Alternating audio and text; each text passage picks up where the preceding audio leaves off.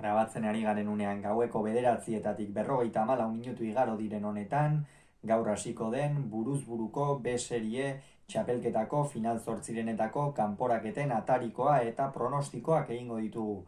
Lau norgehiagoka jokatuko dira eta honen ostean beste lau pilotari izango dituzte zain multzo faserako, besterik gabe, has gaitezen. Lehen partida gaur azkoitian jokatuko dute Alberdi bigarrenak eta Aldabek, hemen Unai Alberdi irtengo da favorito, orain 2 urte ez zuen jokatzerik izan, lehen urtean lehenengoan kalera joan zen, baina debuta egin zuenean orain dela 3 urte sekulako txapelketa jokatu zuen, Jon Anaiaren aurka jokatu zituen gainera finalerdi horiek noski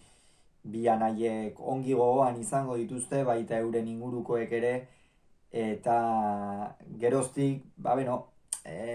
nola baitean ezinean bezala ibili da Unai Alberdi azken boladan ere emaitza onak ezin lortuz, eta gaurkoan arantza handi bat ateratzeko esperantzan irtengo da etxetik hurbil gainera Azkoitiako gurea pilotalekuan. Bestalde, Joseba Aldabek lehen urtean zertzela da interesgarriak utzi zituen buruz buru, aurrean eta fin moldatzen den atzelaria da, baina ikusiko du ea Alberdik alde batera eta bestera mugitzen badu nola moldatzen den.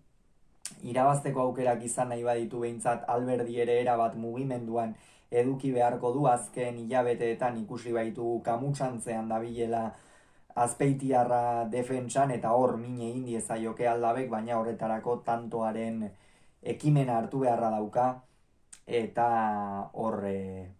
mine egiten saiatu. Beraz, lehen partida honetan esan bezala Alberdi favorito. Bihar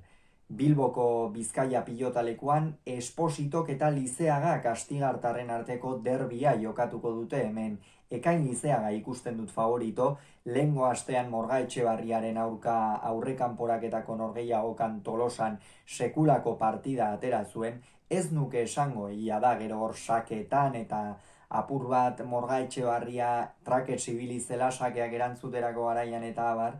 baina Ekain Lizeagak erakutsi zuen zenbat joka dezaken buruz buru, aurrean jokatzeko ez du beldurrik, Ormabikoarekin minik eragarria egiten du, sake ona du, eta aukera uzten badiozu honek ez du argatzen. Aurrean esperientzia gehiago duen pilotari bat izango du, Odei Esposito, honi ere kostatzen ari zaio nabarmentzea profesionaletan, lauterdian egia da, bi finalerdi jokatu dituela, baina buruz buru kosta egin zaio eta Lizeaga mugimenduan ibili beharko du, gainontzean Ekain iruditzen zait joko geldo horretan edo tantoa amaitzeko egia esan erraztasun gehiago dituen pilotaria dela Esposito baino, eta hor Espositok oso erne ibili beharko du irabazi nahi badu behintzat. Beste partida bihar jokatuko da Iruñeko Labriten, De La Fuentek eta Muruak jokatuko dute partida hori, hemen Ander Murua ikusten dut favorito, Unai Mataren aurka aurrekanporaketan fin ikusi genuen, batez ere Ormabikoarekin min handia egiten, sakean ere pilota bizi mugitzen, defentsan oraindik ere falta zaio, baina De La Fuente ez da buruz buru asko nabarmendu den pilotaria, eta ikusiko dugu sakeak bere biziko garrantzia izango du biharko partidan, ea nor sartzen duen ezker horman pilota, ea bigarren pilotaka da horretan nor hasten den mine egiten, eta De La Fuentek irabazi nahi badu, batetik aurrean asko asmatu beharko du eta bestetik Murua defentsan ibili. Eta igandean azken partida jokatuko dute final zortzirenei dagokionez, Zubizarretak eta Eskirozek eta Zubizarretak, hemen iraiz Zubizarreta irtengo da favorito, baina partida tramposo xamarra ikusten dut, Josu Eskiroz edozein modalitatetan, edozein aurrelariri min egiteko gaiden pilotaria baita, baina iraitzek aurreko joko horretan sartzen badu Eskiroz, iruditzen zait gehiago dela Eskiroz bai, lauterdian eta fin ikusi dugu, baina buruz burukorako ez dakit pilotaririk aproposena den,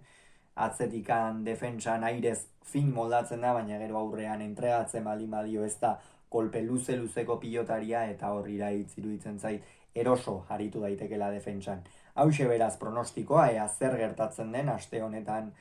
zehar, benetan asteburu emankorra eta intentsitate eta emozio handikoa datorkigu, gaurtik hasita, gero izango baituzue, Alberdik eta Aldabek gaur azkoitian jokatuko duten norgehiagokaren analisia.